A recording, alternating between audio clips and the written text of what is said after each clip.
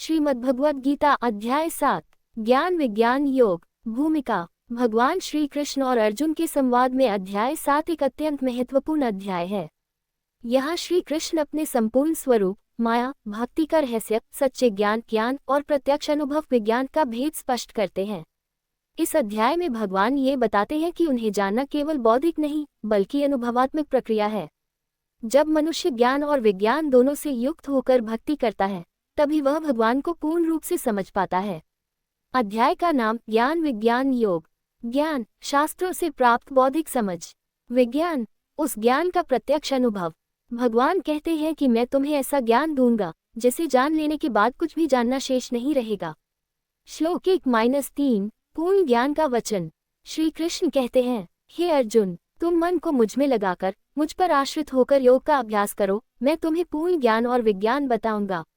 वे ये भी बताते हैं कि हजारों मनुष्यों में कोई एक सिद्धि के लिए प्रयास करता है और उन सिद्धों में भी कोई विरला ही मुझे तत्व से जान पाता है।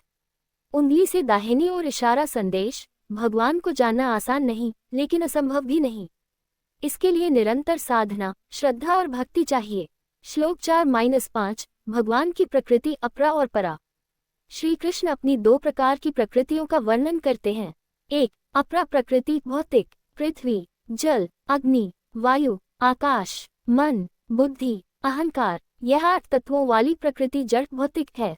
2 परा प्रकृति चेतन, जीवात्मा, चेतना, जीवन शक्ति। उंगली से दाहिनी ओर इशारा संदेश। ये संपूर्ण संसार भगवान की इन दो शक्तियों से बना है। जीवात्मा स्वयं भगवान की उच्च शक्ति है।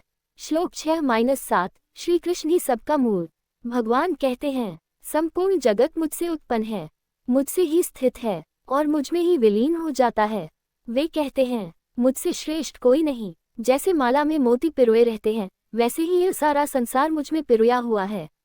उंगली से दाहिनी ओर इशारा संदेश। भगवान ही सर्वोच्च सत्य है। श्लोक 8-12 भगवान का सर्वत्र स्वरूप। श्री कृष्ण कहते हैं, जल में मैं रस हूँ, सूर्य और चंद्रमा में प्रकाश हूँ, वेदों में ओंकार हूँ, मनुष्यों में पुरुषत्व हूँ, तपस्वियों में तप हूँ, बलवानों में बल हूँ। उंगली से दाहिनी ओर इशारा संदेश। भगवान किसी एक स्थान या मूर्ति तक सीमित नहीं, वे हर गुण, हर शक्ति और हर तत्व में विद्यमान हैं। श्लोक 13-15 माया का रहस्य। भगवान कहते हैं, मेरी त्रिगुणात्मक माया सत्व रज तम अत्यंत कठिन है। जो मेरी शरण में आता है वही इस माया को पार कर सकता है। 4 प्रकार के लोग भगवान की शरण नहीं लेते, मूढ़, पापी, अहंकारी, मायाग्रस्त। उंगली से दाहिनी ओर इशारा संदेश। अहंकार और अज्ञान ही भगवान से दूरी का कारण है। श्लोक 16-19 4 प्रकार के भक्त। श्री कृष्ण बताते हैं कि 4 प्रकार के लोग उनकी भक्ति करते हैं।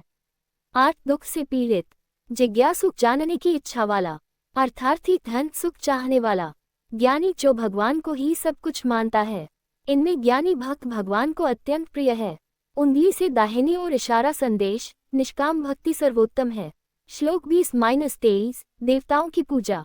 जो लोग सांसारिक इच्छाओं से प्रेरित होकर विभिन्न देवताओं की पूजा करते हैं वे अल्प बुद्धि वाले हैं, क्योंकि उन्हें मिलने वाला फल अस्थायी होता है, जबकि भगवान की भक्ति से शाश्वत फल मिलता है। उंगली से दाहिनी ओर इशारा संदेश। इच्छा प्रधान भक्ति सीमित फल देती है। श्लोक 24-26 अव्यक्त और व्यक्त। अज्ञानी लोग सोचते हैं कि भगवान पहले अव्यक्त थे और अब व्यक्त हुए हैं।